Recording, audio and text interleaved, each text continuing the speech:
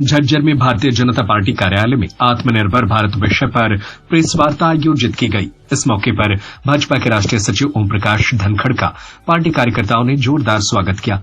धनखड़ ने विपक्ष पर निशाना साधते हुए कहा कि आज विपक्ष पूरी तरह निराशा से घिरा हुआ है और उसकी सत्ता में कोई हिस्सेदारी नहीं बची है।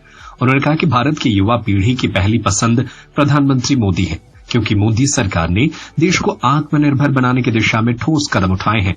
राहुल गांधी द्वारा आरएसएस और बीजेपी की विचारधारा पर दिए गए बयान को लेकर धनखड़ ने कहा कि राहुल गांधी की राजनीतिक परिपक्वता पर देश को संदेह है। वे विदेश जाकर अपने ही देश के खिलाफ बोलते हैं। धनखड़ ने कहा कि भाजपा ही जनता की प्रामाणिक पार्टी है, जबकि विपक्ष की प्रामाणिकता अब पूरी तरह खत्म हो चुकी है। अमेरिकी राष्ट्रपति ट्रंप द्वारा दवाइयों पर बढ़ाए गए टैरिफ पर बोलते हुए उन्होंने कहा कि इसका सीधा असर अमेरिका पर ही पड़ेगा, भारत पर नहीं। उन्होंने कहा कि विपक्ष सरकार विरोधी झूठा प्रचार कर जनता को गुमराह करने की कोशिश कर रहा है, लेकिन जनता अब सब समझ चुकी है। राहुल तो देश अब सुनता नहीं, और सबसे बड़ी उनकी जो इसको कहना चाहिए मेच्योरिटी पर भी देश को शक हो गया है। जो देश से बाहर जाकर देश के बारे में अनर्गल बोलता है, ऐसे व्यक्ति पर देश कैसे भरोसा कर सकता है।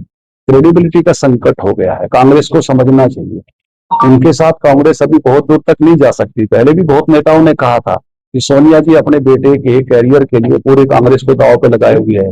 ये मेरा बयान नहीं है, ये बयान पूरे देश ने कांग्रेसी नेताओं के सुने हैं। और इस प्रकार के अध कचरे इनमेच्योर बयान कोई आदमी जाके दूसरे मुल्क में देता है, इसका मतलब क्या है?